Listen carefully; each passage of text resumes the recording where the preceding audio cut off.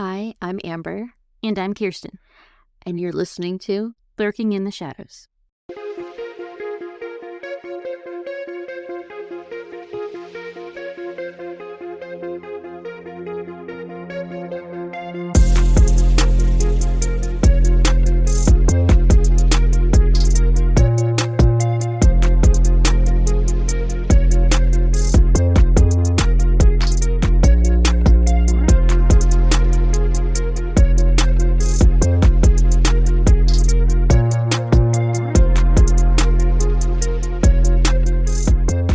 Hi, everyone.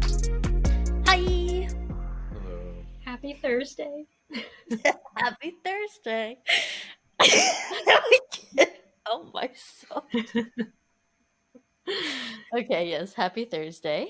I hope everybody is doing great. We have a little guest with us today. This is Russell, a friend who will be joining us to listen in on this case that Kirsten is presenting today. I don't know about this case, I don't think. I know. Yay. Yeah, I don't think I know any details or anything. And Russell over here has no idea. He has no Yeah. idea what we're talking about. Yeah. I bet. so- Good. Today we are talking, or I am talking about, the mysterious death of Phoebe Handsjuk that took place in December of 2010. This case happens in Melbourne, Australia, or Melbourne, Australia. Is that how you say it?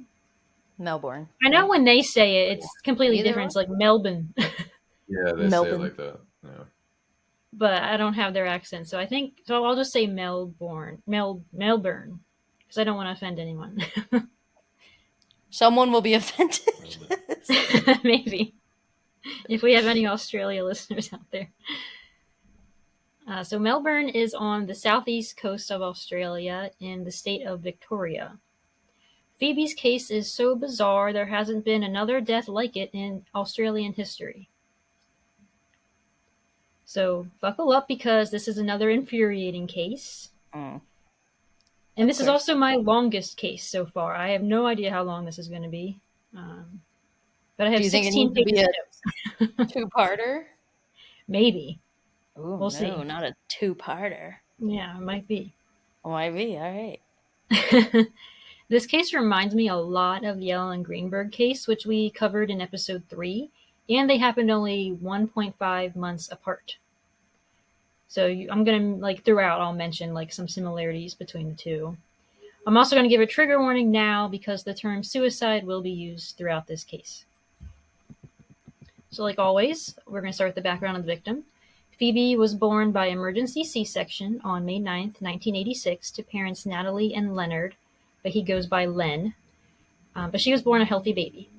I'm not sure what her mom did for a living, but her dad was a psychologist. She has 2 brothers named Tom and Nikolai. She was really close with her brother Tom. She was described as a wild child. She enjoyed fantasy and her own imagination. She was physically active as a young girl and loved nature and wild places, especially like the ocean. She was very outgoing and social and was popular at school and loved her friends. Phoebe was also very athletic and a fast runner.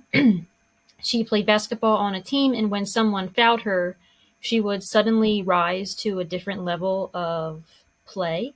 She would become really determined and speed with the ball from one end of the court to the other. People would ask, why doesn't she play like that all the time? And Phoebe Handsjuk.com said it was because someone had wronged her. So if you did something wrong to her, she's going to try and one-up you and prove you wrong, I guess. Yeah, I kind of like that. Yeah. She was always true to herself. On the Phoebe's Fall podcast, her friend Alicia describes a time where she got Phoebe a job at McDonald's. Phoebe decided she didn't want to work there anymore after the second shift, and you have to return your uniform and pay for it, it sounded like. And so she took off her uniform in the ice room and ran home in her underwear. Hell yeah. I know, right? If she didn't like something, she was out, her friend said. I would have done the same thing, actually. Like, oh, you want, here's my uniform. Heck yeah. I'm not coming back. Bye. Yeah, who's going to pay for their uniform? Phoebe's mother describes her attitude to life as she drove it like she stole it. Kind of sounds like you. I Amber. like it. That's so cool. Drove it like you stole it. Yeah. Phoebe also experimented with drugs at a young age. She struggled with alcohol use to overcome her anxieties. She suffered from depression and was taking medication, and she was in therapy, but she would go on and off of meds herself.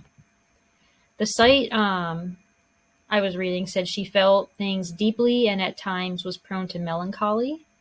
She was extremely sensitive, caring, and compassionate. She was artistically gifted and creative. She was also described as being strong-willed, quick-tempered. She had a playful sense of humor.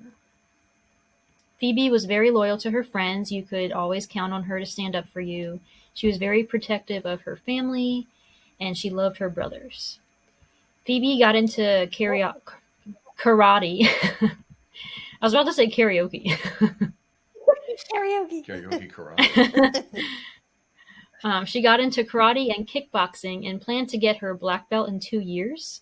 One of the kickbox trainers said he showed Phoebe a particular maneuver and she executed it right away and knocked him out. No other student had ever done that before. Oh my god, what a little badass. Yeah.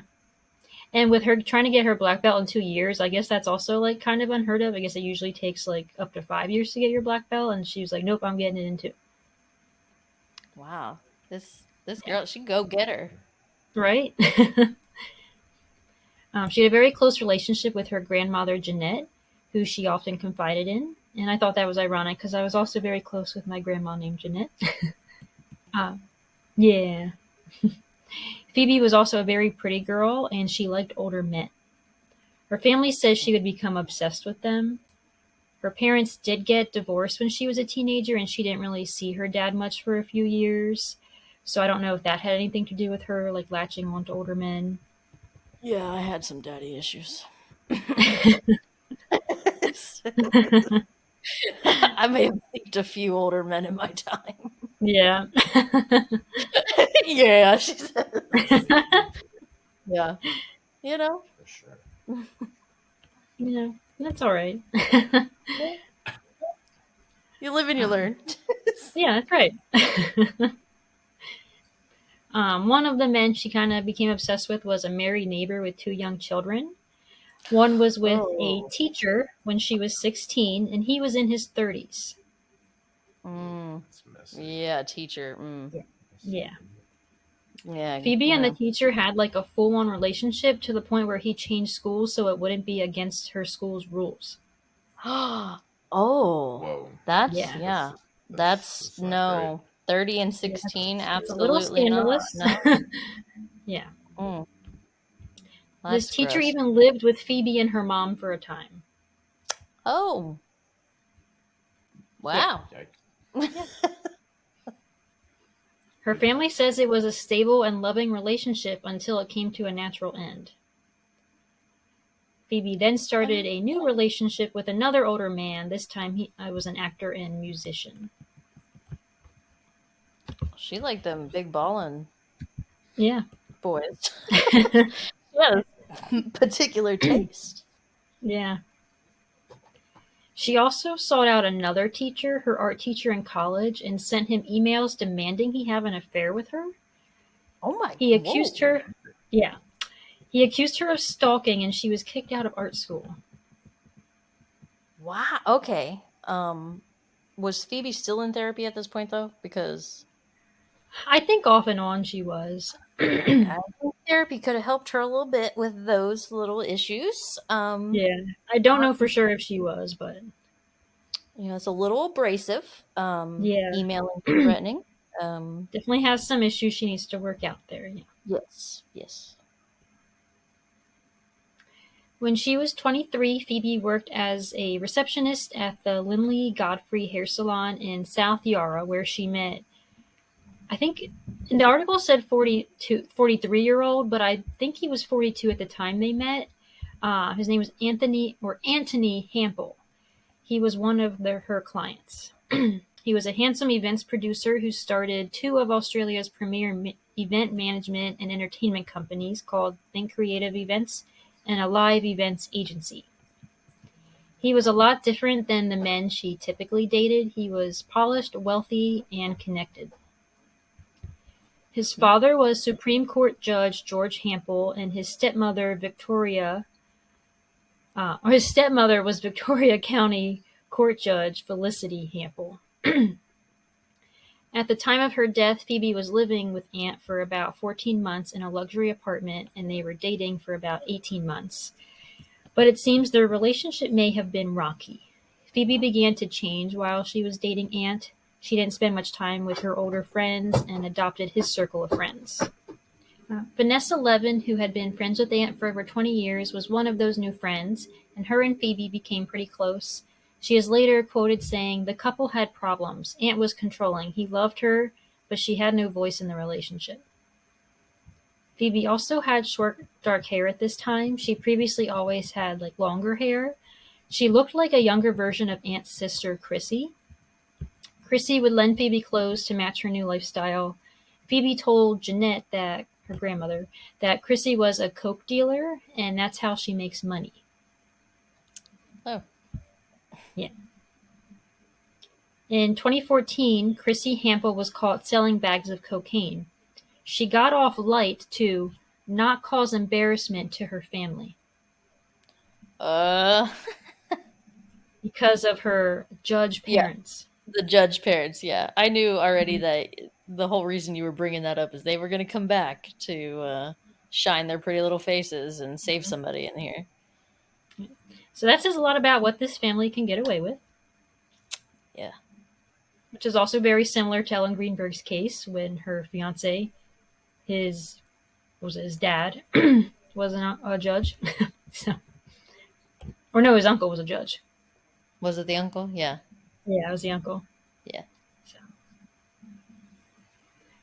Phoebe began to drink heavily and told her psychiatrist, Joanna Young, that Aunt was verbally abusive. She left him 4 times in the 6 weeks before her death, but Aunt always managed to lure her back. Phoebe told Joanna, Aunt is defensive, aggro, and aggressive, and that Aunt's attitude is making her uncomfortable. Her therapist said that Phoebe wasn't suicidal, however, but mildly depressed. On Sunday, November 28, 2010, Phoebe called her mom to talk via Skype, but Natalie, her mom, said Phoebe told her she went back to Aunt's and that things were tense. She couldn't talk freely because he was in the other room, so the call ended. On Monday, November 29, 2010, Phoebe saw her psychiatrist, who noted her mood to be extremely low. Later that evening, Phoebe and Aunt had dinner at a friend's house. Aunt reportedly told Phoebe to stop telling people about their relationship, and they got into a heated argument.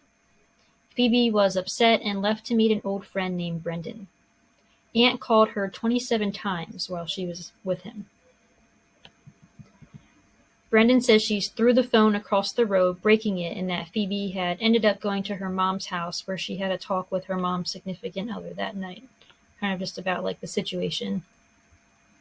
She returns to Aunt's apartment Tuesday morning and makes calls to a crisis line and her psychologist, who spoke to her for 30 minutes. So she obviously was very upset with this situation. It wasn't just a little thing. Yeah. I mean, him calling 27 times. And obviously she's upset and went to go hang out with some other guy. And then went to go talk to her with her mom and stuff. She's upset about it. So understandably, that she needs to go talk to and she clearly wanted therapist space from and him. stuff. Yeah, and also she at least was, I guess, trying calling a crisis hotline and stuff like that. She was very self-aware that she was going through it right now. Right. Phoebe then goes out again on Tuesday night and doesn't return home until Wednesday morning around 12:29 a.m., according to swipe records that they used to get in and out of their apartment. That morning around 11 a.m., Phoebe sends a strange text message to a few people. She sent it from her iPhone, and it said, "Hi family, I am in bed and about to sleep, and when I wake, I will transform into the most incredible human you've ever seen. Not. I will go to hospital. It's safer there. I hear the special tonight is tomato soup. Delicious, nutritious. I love you all very much, but not enough to send an individual text. Sorry about that, but time is sleep and I must be on my way. Merrily, merrily, life is but a dream. XO. Do you know, was she still drinking at this time? She was drinking the night before. The night before, okay. And then she came home around 12:30 in the morning. And then sent this text message out. 11 a.m. 11 a.m. Okay. So it's clearly a very weird text. Like, yeah, that's very weird to just yeah, mass send that to your family. I yeah, don't know where she her sent it mental to state is at this time. Yeah. She sent it to her dad, aunt, her boss Michelle Silvana, her mother Natalie, her brothers Tom and Nick, her grandmother Jeanette Campbell, and Natalie's partner Russell Marriott. Jeanette contacted Aunt later that morning and asked him to check on Phoebe when she saw the text. He claims he left work to check on her and that she was fine. On Thursday, December 2nd, 2010, Phoebe and her dad had plans to meet for dinner that night at her favorite restaurant, the Golden Triangle, to celebrate her dad's birthday that occurred a few days earlier. Aunt left for work early that morning while Phoebe was still asleep. The apartment building had a fire drill that day, and Phoebe was captured on CCTV leaving the apartment building at 11:44 a.m. with her dog, then returning back at 11:50 after the drill. After this, no one really knows what happened to Phoebe over the next 6 to 7 hours. Aunt reportedly arrives into the Valencia, which is where they live, building's basement garage at 6:05 p.m., using his security fob to open the gate. Using his personal key fob, which only gave access to the level where he lived, he took the elevator and let himself into his 12th floor apartment. He later couldn't remember if the front door was locked when he arrived or if it was already open. He found shards of broken glass on the floor and blood spattered across their computer keyboard, but Phoebe was nowhere to be found. There were also sticky notes scattered in the kitchen. Her purse, wallet, and keys sat on the kitchen counter. There were also 2 used wine glasses on the table that would never be dusted for prints. Oh. Yeah. Of course not. Of course not. Aunt claims he went into the bedroom and found what he called a shrine on the bed, consisting of a photo of himself and Phoebe, a photo of her cat, and a whole lot of rambled notes. The notes she writes when she's smashed and said they don't make a lot of sense. That's what he said. There were candles burning, and Phoebe's hair straightener was on the floor and plugged in and turned on, kind of like she was getting ready to go out, like she was doing her hair. At 6:51 p.m., Phoebe's father, Len, called her phone. Len and Aunt seem to recall this event a little bit differently. Len says Aunt answered the call on Phoebe's phone. Aunt says he didn't hear Len call Phoebe's phone. But immediately after Len called Phoebe's phone, Aunt called Len, immediately after. And that was the first time he had ever done that in their entire relationship. He had never called her dad before. So he called him at 6:52 p.m. because he thought Phoebe might have already gone to meet Len for dinner. Len said he was calling to see what time they should meet, but Aunt said she's not here. Her bag and keys are here, so she can't be too far away. This worried Len because of the strange text Phoebe had sent the day before. Len suggested that Aunt report her missing, but Aunt wasn't too keen on that idea. He said, "They don't listen until 48 hours have passed, and she'll be back by then." He really was not worried about blood and everything else? No. Why would he not be worried? And there was broken glass on the floor. Broken glass. She obviously left without her personal items. She's not there. Mm-hmm. It seems like you said she was getting ready. Yeah. Why is that not concerning at all? That's a great question.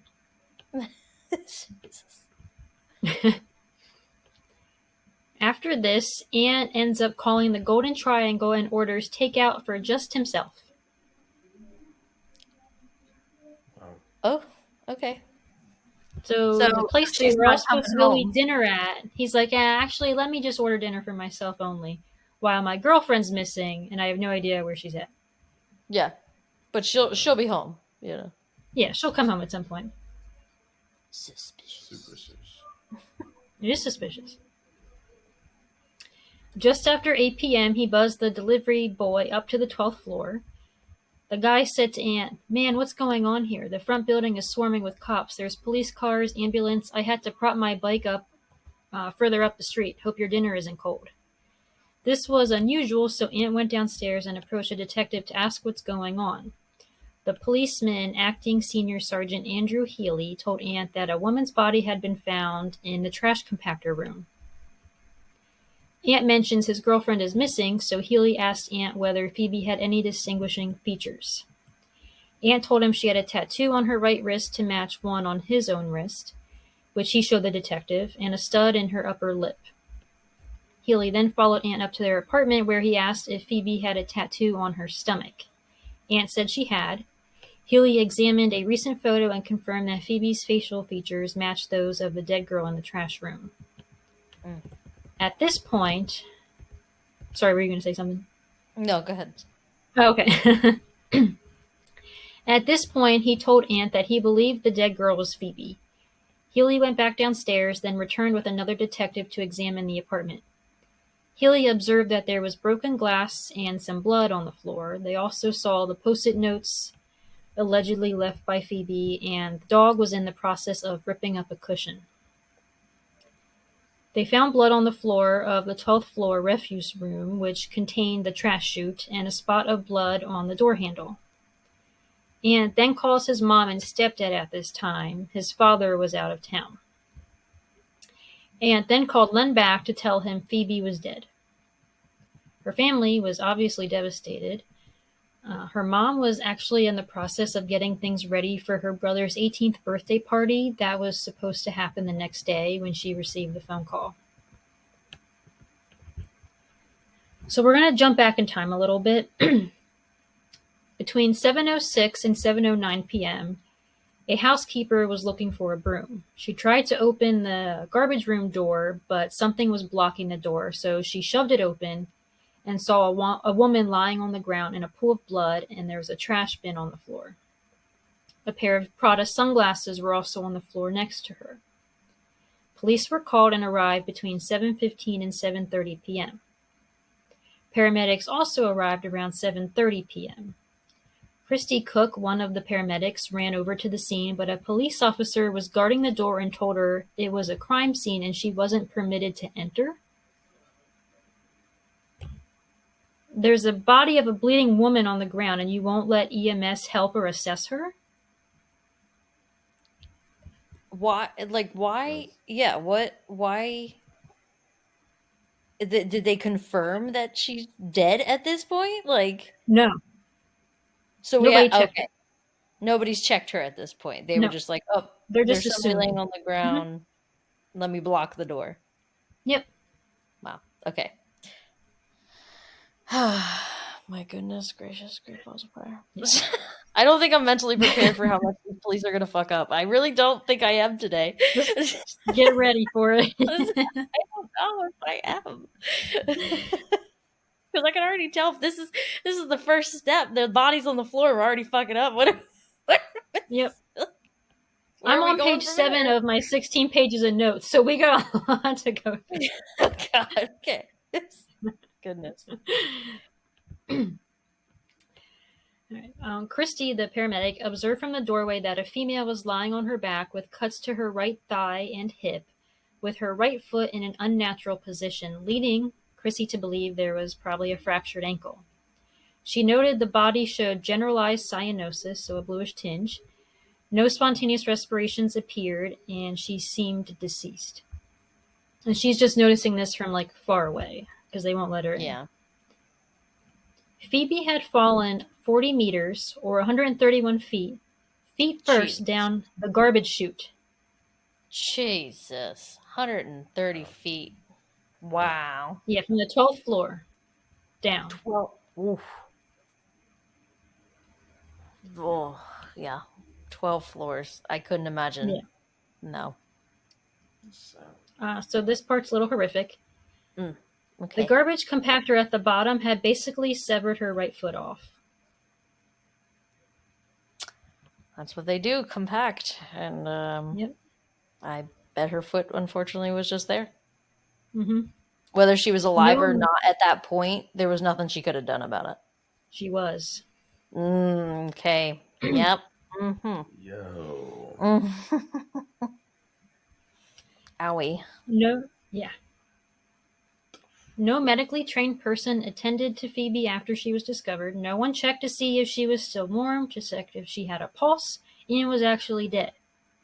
The first people to enter the room after it was declared a crime scene were the crime scene specialists who arrived a few hours later. So no one actually walked into this So room. no rush here, you know. So look at this woman Yeah. until hours later. Just her just laying on the ground. To be honest. Yeah. That's really Yep, bizarre. everyone just staring, yep. They revealed that, based on the blood trails, it was likely that Phoebe had survived the fall and crawled around trying to get out of the room. Oh, that's terrible. Yeah. Oh, that's really sad to think that she was crawling Yeah, like around alive. Yeah. Yeah. Mm. I can't imagine. I couldn't imagine that feeling. How? No. Mm. And with your foot half, like, pretty much off, like... Yep, that's... I'm surprised she survived that fall. I really, really am. Yeah. That's a hell of a fall. It is. She was also found with her jeans pulled down around her knees, but her shirt was in place, so it seems strange that only her pants would move out of place during the fall. Mm. And, like, if you're falling feet first down a chute, your pants would be going up this way, not down. Yeah. But I'm wondering, maybe, like, she was freaking out about her ankle, that maybe she pulled them down or something, you know? Yeah, I don't know. Mm. And I don't know if this trash compactor room was, like, really loud, but you'd think she'd be, like, screaming for help in there. Yeah, I was thinking that too, but I was thinking, like, maybe it's, like, way down in the basement or something that nobody else is down there, you know? Yeah. Right. Parking garage area. It's just, yeah. That's kind of what I pictured in my head, is, like... That's what I think. Yeah, like, deep down in a dark basement, there's, like... Because, Yeah. like, that's... Humans are not supposed to be down there, you know? That's where the trash No. goes, so... Like after hours, yeah. Nobody would necessarily hear that. And I don't know, like, how dark this room was, because it's like, could she not see the door? Yeah. That's true. I mean, I'm assuming it was pitch black, because... Or else she probably would have been able to at least reach up and open a door to crawl into a hallway and yell for help. I don't know. Sometimes those doors are heavy, though. To the, yeah, they can be. Yeah, those compactor rooms, yeah, they can be. I just wonder, like, in her weakened state, if she was able to, like, even not get it open. Yeah. I don't know. Also, like, she could have hit her head. Yeah, she could have, yeah. Yeah, definitely could have been quite confused or whatever.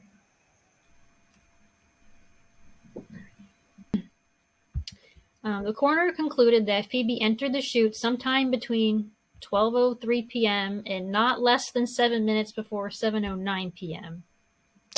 Because the last known sighting of her was 11:44 a.m., or I guess 11:50 a.m. when she went back into the building. So sometime between like noon and 7:02 p.m. she fell down the chute. I wonder, like, did they even ask if anybody else, like, was in that room between those hours? Really, nobody else throwing trash out or whatever? Not that they ever say. Because then, as we're sitting here talking about, like, she could be screaming, if somebody, even if they went to go throw their trash down the chute, right, and say they're on the 10th floor or whatever, if she is screaming, I would think you would hopefully be able to hear. I don't know. I feel like it would echo up the chute. I'm not sure. Well, you'll find out later on. There's only one bag with her. Okay. Only one trash bag. Okay, so yeah, then there was nobody else throwing trash. No. So the chute was very narrow that she fell down into, or fell. It measured 14.5 by 8.6 inches and is a meter off the ground, which is 3 feet 3 inches. The coroner said she had fallen feet first with both hands by her side. She had notable bruises on her arms, which seemed unlikely to come from like a vertical fall. Like they're just like next to her as she's falling.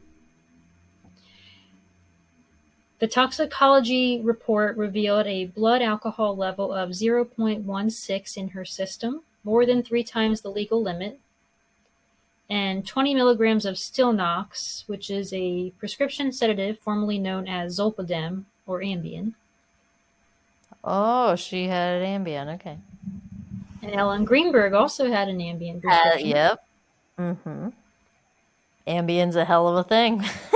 It is. We discussed that last time. It can cause some crazy dreams and stuff. You do some crazy shit on Ambien. Yep. The coroner later ruled that she climbed into the chute by herself in a haze of alcohol and sleeping pills and hadn't intended to kill herself. So her death was ruled an accident. Peter White, the coroner, said that a combination of Zolpidem and alcohol impacted upon her mental state, which directly led to her entry into the chute. He went on to say that he believed Phoebe had dropped a glass and then, when she went to clean it up, had cut her finger, explaining the blood on the computer desk and mouse, apparently. And then he also said she dumped a bag of trash down the chute in a sleepwalking or confused state, which compelled her to get into the chute, with no consideration for the dangers, and began to climb down to the ground floor before she plunged to her death. That's what the coroner is saying. Well, thank God the coroner's not a detective, I guess. Well, in Australia, what the coroner says is pretty much all they go by. Oh, okay. Just from looking at the body? Have a lot of control in Australia. Man. You know, they should only be in charge of cause of death. Yeah. Before this accident ruling came, police right away were assuming it was a suicide. The apartment complex manager had told them the day Phoebe died that they should take the hard drive for the CCTV footage because it tapes over after 2 days. Police never took that footage, nor did they collect the glass with blood on it, the computer with blood on it, nor her cell phone. So what did they collect? A whole lot of nothing. Okay, yep. A trail of dirt shoe marks were found along the 12th floor hallway, but these were not photographed, sampled, measured, or further examined. And you want to know the real crazy thing? I don't know. The time of death was never listed for Phoebe. They didn't even. So the there is coroner no time of death in this case. And tell you what happened at that case. However, they can get away with not telling you even a time of death? Yep, because no one assessed her, so they have no idea. Oh my God. So we don't have any idea how long that poor girl was crawling around on that floor.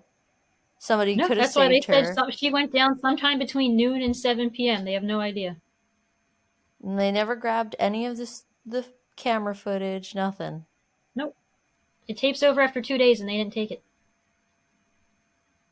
After the building manager warned them and told them to take the hard drive.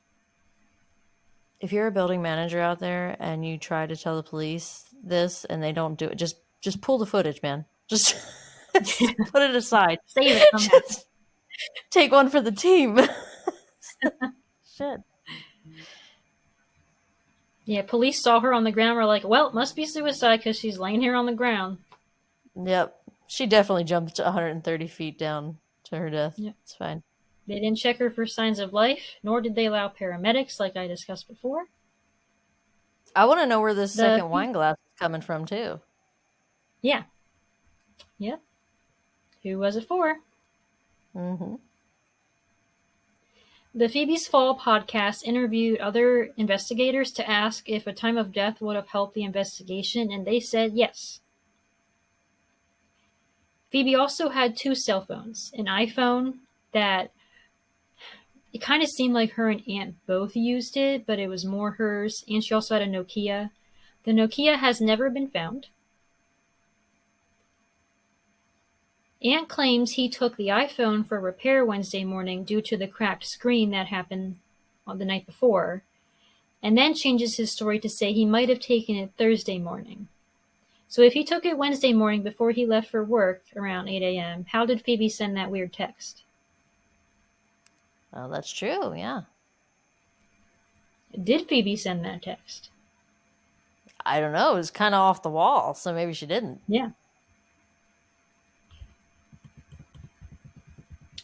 Phoebe Handsjuk's grandfather, Lorne Campbell, who was a retired police detective, said, "Right from the start, I believed she had been murdered." He conducted an experiment recreating the event with a chute replica. I mentioned earlier the chute door only measured 14.5 by 8.6 inches. Phoebe was 5 foot 5.5 inches, 125 pounds, and athletic. One of her friends, who is about the same size of her, was used to try and get into the chute to replicate what Phoebe might have done, and she struggled for several minutes to get herself in there. I'm going to share a video of it. The friend found it extremely difficult while being sober, so I can't imagine how Phoebe could have done it being very drunk and uncoordinated with a BAC of 0.16. So I'm going to screen share and play a clip of her trying to get down the chute.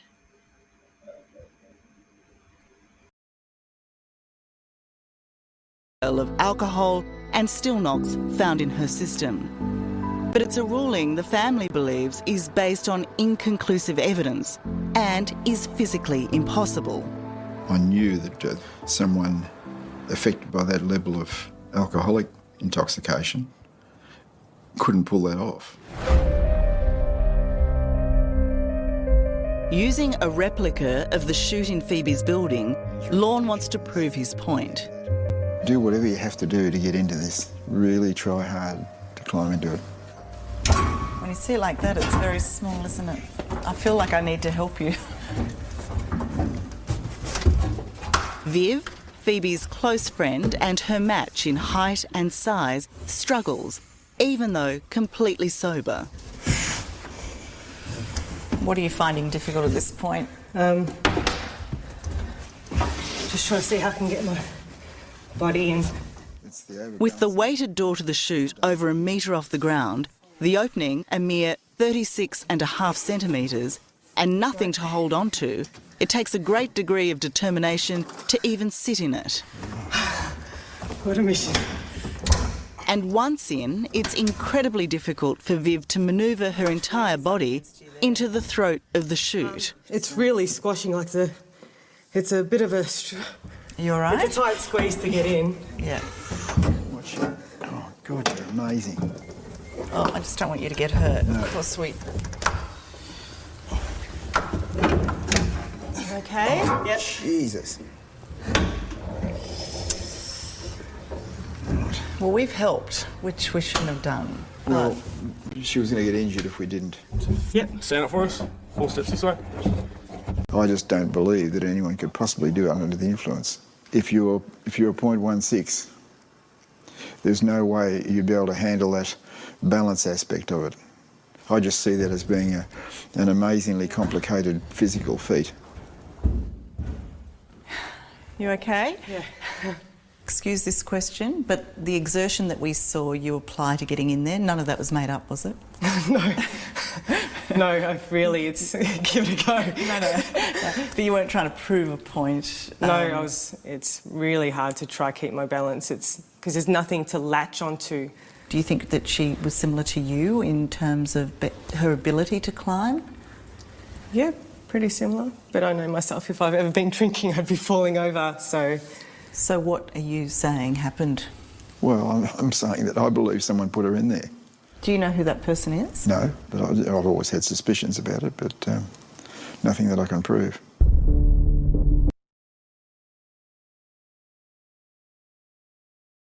Alright, so that's the video. So as you can see, like,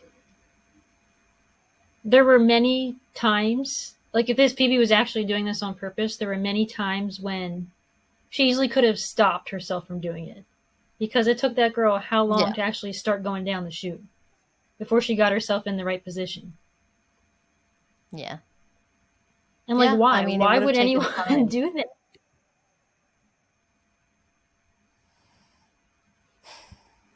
And then with the coroner saying her arms were right down by her side, no, it's impossible. Her arms would have been above her head in that tiny little chute. There's no way she could have went down with her arms by her side. The coroner's just wrong, I think, about his findings, honestly. Yeah. Sorry, it got really dark in my room.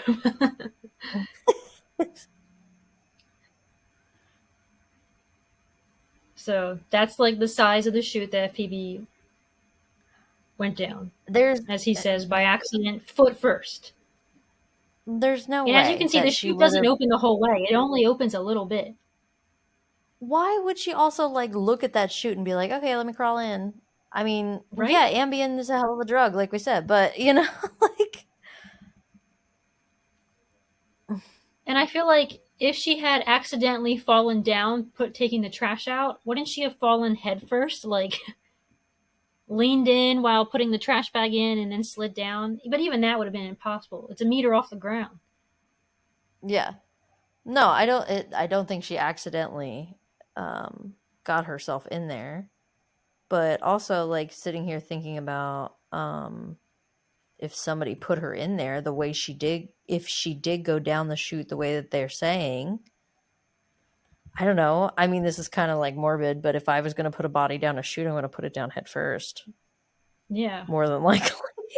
Right. Like, it would have been very difficult for someone to do this by themselves and for another person to, like, maneuver a body to let them go down foot first.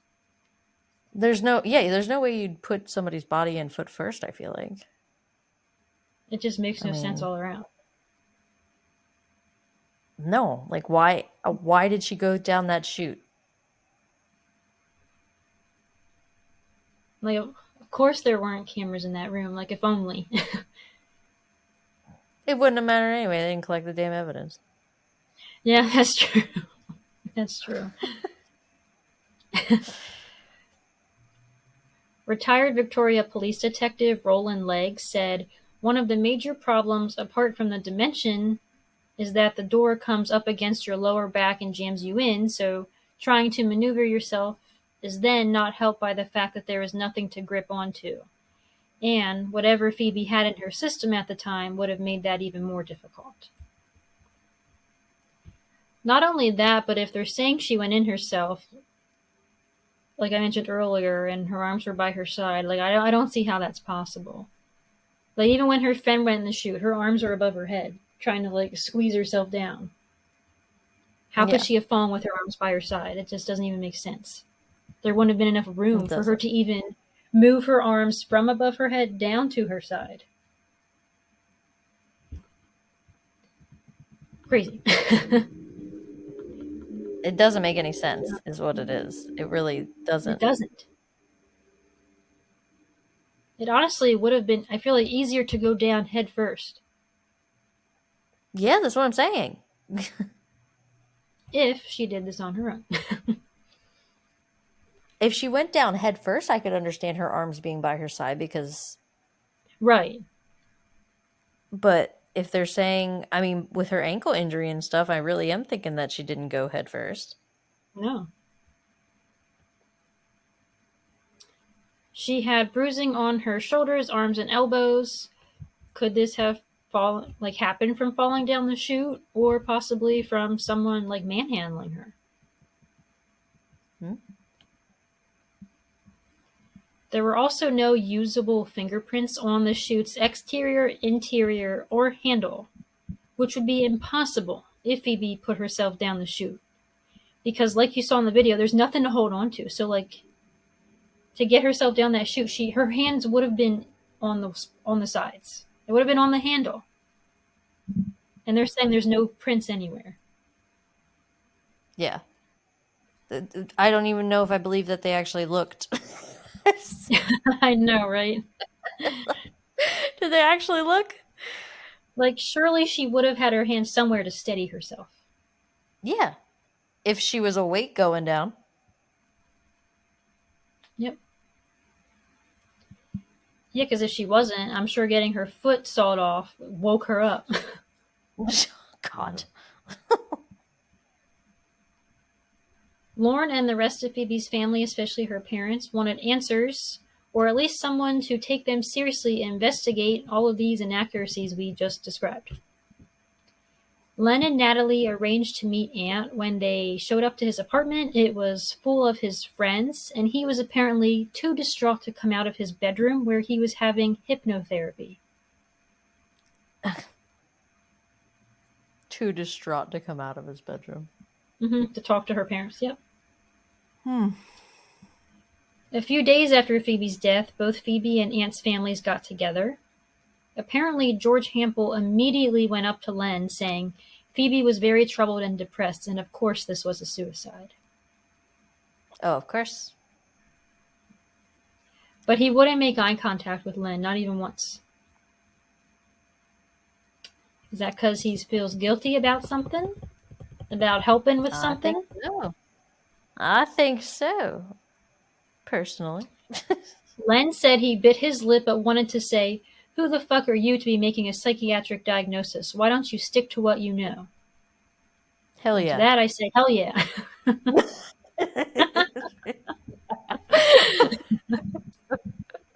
We have the same brain. I know. I'm convinced this whole family keeps bringing up depression and mental illness and suicide to shape the narrative that Phoebe did this to herself to move suspicion away from Ant. Just like in Ellen's case. Yeah, I could see that. I could see that they that would be the narrative they're trying to get across, and especially if you get a bunch of people who sit there and continue to say it, then of course we're going to believe you. Yep. Natalie manages to arrange another meeting with Ant after he kept telling her that he was too distraught to talk, and she brought a recording device to record their conversation per her dad Lauren's recommendation. You can listen to some of the recording on the Phoebe's Fall podcast, but it is hard to understand, and the accent doesn't really help. He doesn't really say anything incriminating, though. He's basically just acting like a big baby. I honestly couldn't stand to listen to him talk when I was listening to it. Is he throwing a man tantrum? Not really that. He's just acting like he's so upset and trying to make it sound like he's crying, even though he's clearly not. Oh, it just sounds forced. Like he's trying to make himself sound sad. Yeah. It was painful to listen to. It was painful to listen to. God. Phoebe's family pushed for an appeal for an informal inquest into her death. Her mom raised $50,000 to cover the proceedings. Wow. And do you want to know who was against doing this inquest? Do tell me. Ant. Sugar. Wow. The inquest occurred from August 5th, 2013 to October 10th, 2013.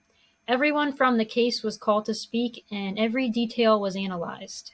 I can link the report if anyone wants to read through it. It's 83 pages, though.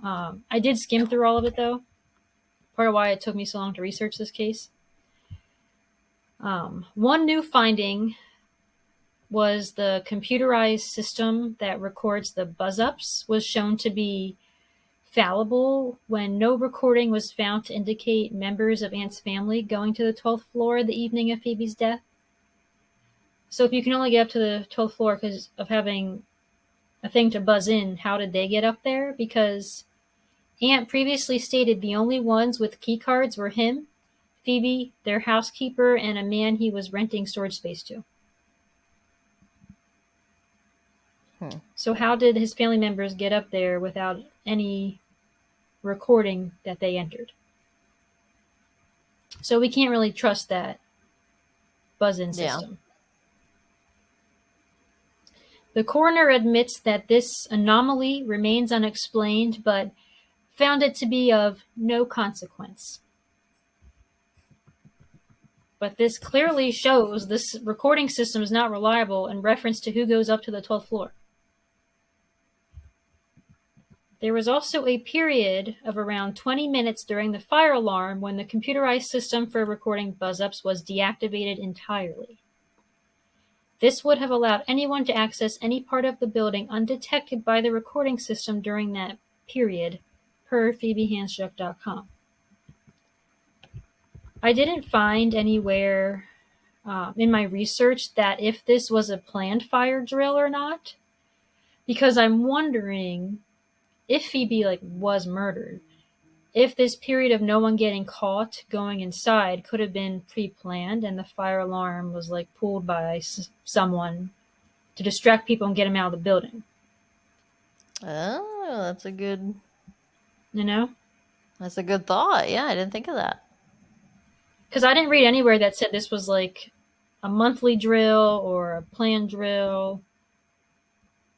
Nothing actually comes out and says anything really about the fire drill other than the time she left her apartment. Well, I mean, I've never heard of an apartment having a fire drill, practicing. So I'm guessing somebody would have pulled it, right? Mm-hmm. It's kind of what I'm thinking. That was thinking. just something I kind of thought of. I was like, could this have been pre-planned? Maybe. I mean, if you want to sit here and cause mass hysteria while you're trying to commit a crime and get away with it, I guess a fire alarm is a pretty good one. Yeah. I mentioned earlier about the coroner suggesting Phoebe fell while taking out trash after cutting herself on broken glass, but no broken glass fragments were found in Phoebe and Anne's kitchen waste bin or in the single trash bag that came from the trash bin she fell out of in the refuse room. The trash bag was not actually proven to have come from their apartment, and 3 other bins in the apartment were not examined or searched. So there's no evidence to prove the coroner's theory that she was throwing out a trash bag and fell down the chute, because no one ever searched the trash to confirm that it came from their apartment. Okay, so they were just assuming it did. Mm-hmm. Interesting. Then we go back to the 2 wine glasses that were found sitting out on the counter. Was there another person with her? The glass on the counter was never checked for prints. Do we know if Aunt drinks? I don't. Maybe socially, but not regularly. It didn't sound like. I don't know. I don't know about that wine glass. Yeah, I don't know either. Deborah Semensma was the counsel assisting the coroner. She acts as a second set of eyes, and her report acts as a recommendation to the coroner. She asked Aunt during the inquest why activity logs showed he was using the couple's computer at 6:19 p.m., 6:34 p.m., and then later again after returning home to the strange scene shortly after 6 p.m. She asked, "Why did you continue to use the computer if you were so worried about Phoebe?" Anne said he had been looking for a website or a note that could explain where Phoebe was. What website is going to tell him where Phoebe was? I don't know. He said, "When I came home and saw the small amount of blood on the keyboard, my first thought was to look there." However, phone and computer records show that he did not access Word or email as if to look for a note or something. Instead, he opened GarageBand and iPhoto. Where are you going to find Phoebe at in GarageBand and iPhoto? Aunt reports, "My sole intention was to try to see what sort of activity she'd had, if any, on the computer." A coworker called him around 7 p.m., then Aunt accessed iMovie at 7:10 p.m. The apartment computer was accessed again at 7:39 p.m. and 7:40 p.m. A police officer tasked with staying with Aunt that evening that Phoebe was found told the inquest panel that Aunt appeared to be crying, but there were no tears, no mucus, and his eyes were not bloodshot. At one point, Aunt laughed nervously after telling the officer that he could type up his own statement because he's a fast typer. Like, what? He's just being very weird. Yeah, like why? I don't. Is he trying to sell himself? Is what I'm thinking. Like, I don't know. 7 months after Phoebe's death, a piece of paper was found in the pocket of her jeans with the name Tina Smith on it and a Greensboro address. Authorities found that the name was false and the address didn't exist. So that's just kind of like a creepy finding. And why did it take them 7 months to find this paper in her jeans? anyway, why are we looking? Why is it 7 months later and we're now finding this? Like, why? It's a good What question. were we doing for 7 fucking months here? Not investigating, I'll tell you that.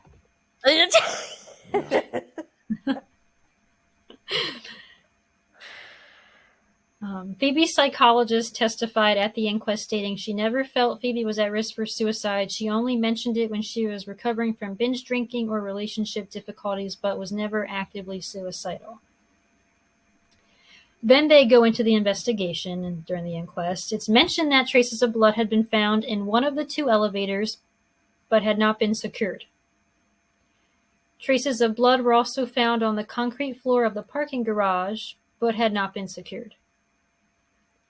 He also mentioned no attempt was made to determine if the trash bag in the bin Phoebe crawled out of came from her apartment. And they also mentioned how officers failed to take the hard drive containing the CCTV footage. So what I'm gathering is we can point out more things these bitches didn't do than we can point out what they did do. Correct.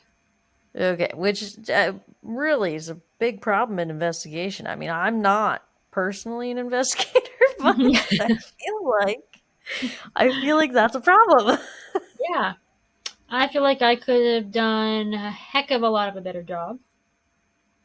I think With no Gucci could have done a heck of a better job. Yeah, that kitty could have done way better. Yeah, he could have. He'd have been a little badass detective.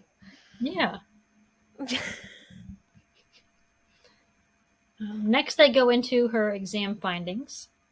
She had scattered abrasions on her forehead, bruises on her neck, right chest wall, and lower spine abrasions. Complex bruising and abrasions to the right iliac fossa, which is part of the hip bone. Left iliac fossa laceration and abrasion. Scattered abrasions and bruising extending from her right and left upper arms to her right and left hands. Extensive bruising, swelling, abrasions, and laceration to the left leg. Multiple abrasions, bruises, and laceration to her right lower leg with palpable tibia and fibula fractures. Her right foot is virtually amputated. The foot remains attached by muscle tendon only. All skeletal muscle and blood vessels have been disrupted in the ankle. Her organs are pretty much intact without injury, which makes the coroner think she had a controlled fall down the chute, like controlling her speed, holding onto the walls, is what he thinks. Okay. Down 12 floors, controlling her speed the entire time? Not the entire time, no. I don't think so. Based on all these findings, the counsel assisting the coroner advised him against making A, a finding of suicide, against B, a finding of misadventure, against C, a finding of death caused by borderline personality disorder. I'm not sure where that comes from. And then against D, a finding which determined either that a third party was involved or was not involved in Phoebe's death, or a finding specifically exonerating Anthony Hampel from complicity. She supports an open finding or verdict, which is truly the only way there can be a suspect in this case. Hampel's attorney objected to the notion that Phoebe was murdered. stating, and the coroner stated, having regard to all the evidence, I conclude that in a zolpidem alcohol-induced sleepwalking state, or while deeply confused and disoriented, Phoebe entered the chute and began to climb down towards the ground floor. This without any awareness of the dangers implicit of this behavior. So, despite everything that we just heard, despite his own counsel telling him you cannot make a suicide or accident ruling, he makes an accident ruling anyway. Yeah. Because they can do And what my they want. research They don't found care. that it's pretty unheard of for a coroner to go against what their counsel says.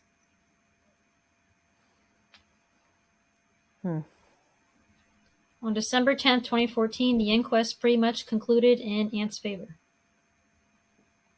Really? Well, I'm not surprising. Yep. Like, all of that. Like, you cannot call this an accident because there is no concrete evidence to say this was an accident. There's no concrete evidence to say this was a suicide. There's no concrete evidence that points to murder. Like, there's no evidence of any of them. It has to be open ruling. How can it be anything but an open ruling? Because him saying accident, here is that they can't go back on that. That's the ruling. They can't change it after that. Open ruling would allow for further investigation in the future, which she now can't get. See, he did that on purpose. Mm-hmm.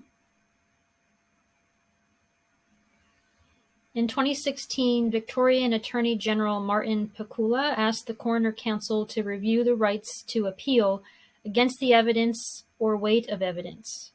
In June of 2018, the Victorian government passed laws granting right to appeal and extend the appeal window from 28 days to 3 months.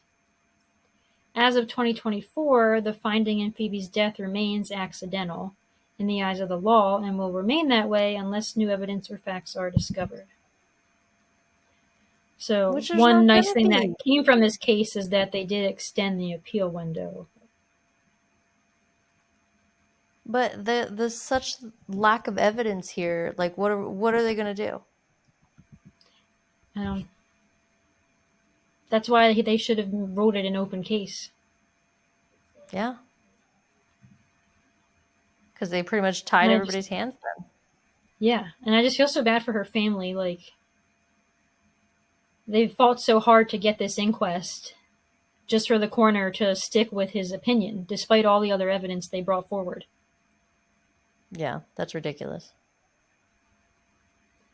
Like, he needs to lose his job because he's not using evidence to make his decision. He's just basing it off of opinion only. Yeah. And it's messed up. Yeah, and it's really sad to say that that's just something they can do. They just, who's going to argue with it? You know, what are we going to do to try and change it? Mm-hmm. I don't know. Yeah. Very frustrating. It is very frustrating because everything is pointing to, like, exact opposite of what they're saying, you know? Like, it's not... And I don't know. I just feel like it's not hard to see that this should have been investigated definitely a lot more than it was, because right. None of it just doesn't make any fucking sense. It really doesn't. It doesn't. None of it makes sense. And I'm not saying I think she was murdered or I think it was suicide, because I don't know, because there's not enough evidence to prove one way or the other. That's what I'm saying. I really don't know what happened to this girl. I think Anne and his family are super suspicious, but there's no evidence to prove anything. No. I mean, if he is involved, though, he did have a whole hour, potentially, because he got home at 6:09 p.m., and they're saying the earliest, or I guess latest, she could have fallen down the chute was 7:02 p.m. So if she was in her apartment that whole time up till he got home, there's an hour. What could have happened during that hour? We would know the answer to that if the coroner would have done his damn job and give us the time of death. Right. Like, could that glass have been for him and she was pouring glasses and a fight ensued and something happened? That's what I was thinking. That's why I asked if Anne drinks. Like, would he enjoy a glass of wine after work? Maybe, I don't know. Yeah.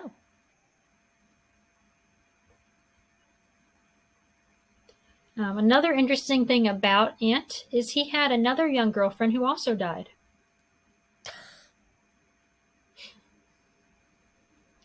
Her name was Baillee Schneider. She was 25 years old and Ant was 51. They were dating for about 9 months when she was found unconscious by her parents, slept against a kitchen cupboard, like Ellen Greenberg, with a gold cord tied around her neck at her home at her parents' home. They found her in Mooney Pond in Melbourne's inner north on June 24th, 2018. This happened just hours. Yeah, it was not that long ago.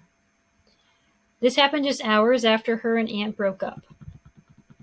She was in frequent communication with him in the hours leading up to her death. And there's phone records of that. Baillee was a dental assistant and a model, but in the months leading up to her death, she began working at strip clubs in Melbourne and increasingly hid more of her life from her parents, including her relationship with Ant, who she rarely mentioned or posted about on social media. She also seemed to be getting wrapped up in the party scene at this time. Her parents were concerned about her consumption of drugs and alcohol, so they convinced her to move back home to their house for a more stable environment. She did, and she had recently enrolled in an applied medical science course at university and was starting to get her life back on track. Her death was initially ruled a suicide, but referred to a homicide squad for further review in December of 2018. Ant made 2 statements to police to assist the coroner's investigation and stated he did not consider he was in a serious relationship with Baillee. They were together for 9 months, but they weren't in a serious relationship. He's a piece of shit, man. Yep. Even though she literally described him as her boyfriend to people. And he's saying, oh, we weren't in a serious relationship. A detective noted it was evident from the material in the phone records that the two had a personal relationship, which included frequent communications and at least 2 trips away together. They also found that the pair had been involved in a disagreement or breakup in the hours before Bailey's death. Deputy Coroner Caitlin English said the review had established her cause of death as self-inflicted asphyxiation, and they had not identified anything suspicious at the scene that would lead to a break-in. There was no signs of a struggle scene, but no note was found at the scene. A toxicology report showed Baillee had 3 times the legal driving limit of alcohol, exactly like Phoebe, and traces of cocaine in her bloodstream at the time of her death. And she strangled What herself are the odds and slumped that down. his 2 girlfriends both died with 3 times the legal limit of alcohol in their system? They were That's probably not a drinking coincidence. before, both of them probably drinking.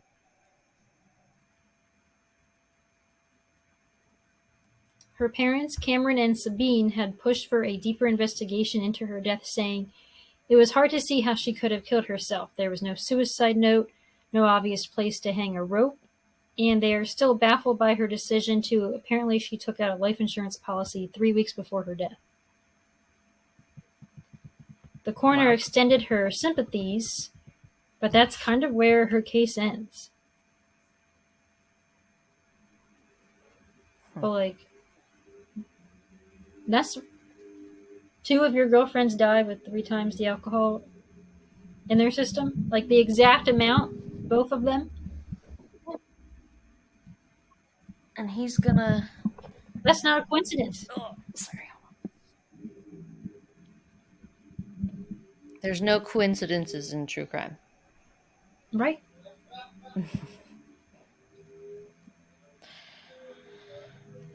So that's the case of Phoebe and Baillee.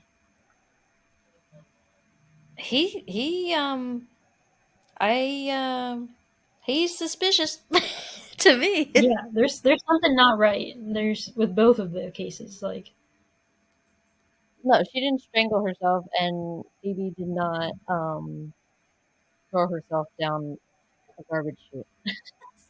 Right, like she was sitting on the floor against a cabinet with the rope around her neck, but she's not hanging from anything. There was nothing to hang from. No, but she strangled herself. So she just strangled herself. And like she was very pretty. I found her Instagram. And like, what is she doing with this 51-year-old man? She's 25. Like, what is so great about this guy that is drawing these young women to him? Yeah, I guess maybe money, but I don't know. I don't know, Russ. What do all these young girls want? I don't know. I'm not 51. Yeah, give us a man's perspective. Yeah. What are these chicks doing, man? I honestly could not tell you. No. I don't know. I find that whole dynamic's pretty weird. So it's hard for me to really relate to that. So I think it's a good thing we can't relate to that. Yeah. Yeah. Keep it that way. Well, it's terrible for Phoebe, and I unfortunately feel like that. Yeah, I just feel like it's not going to go anywhere. You know, sad for her for not getting justice, sad for her parents. Ugh. And then her poor brother, she dies the day before his birthday party. Like, that is really sad. And fuck the police for not doing their job, per usual. Yeah. Can we like get some like I said before, to do their job around I think the only requirement to be a police officer is just no common sense. Then you got the job. Ruthless. How can you be so horrible at your job? I need an explanation. Right? Like, I agree. There's evidence. Lots of evidence there, and you're just like, oh, but I'm going to ignore all of this. Yeah, literally not do their job, yeah. No, like, then why are you there if you're not going to do your job? Why'd you even show up?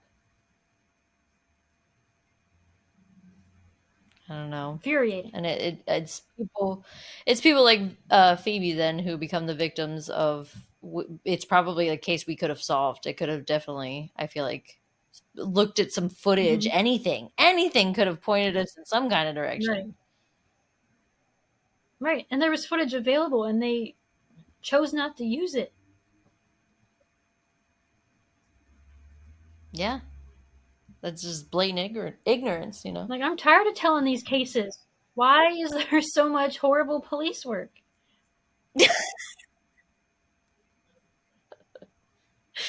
Right? It's everyone you pick, I know. I didn't realize it. I don't understand it. I didn't realize it was that. Yeah, it is. It's very common. Is it really? Yeah. Wow. Yeah, it's very common. All these it's cases very common. that it's terrifying because it's very worrying. Yeah, they're not doing their job. They're not doing their job out there. Yikes. With these people any who are of us dying, can like these people are getting away with murder out there or goes missing or whatever. Yeah. Yeah. And police are letting it happen. I'd fall off your balcony and they'd be like, "Oh, she jumped." Yeah, she jumped through the screen. I jumped through the screen. Yeah, they would. I would. Yeah. Yeah, it was suicide. She must not have wanted to live. Yeah, it's just like that scream is pretty strong. Yeah, plowed through. She must have wanted it real bad. Yeah, that's what they would rule it. Yeah. That's just crazy. Yeah, then you'd get away with murder, and that'd be it. That's how easy it would be. Mm-hmm. That's all they do. All in you these need is damn money. Cases. Yes. Power and money. Yep.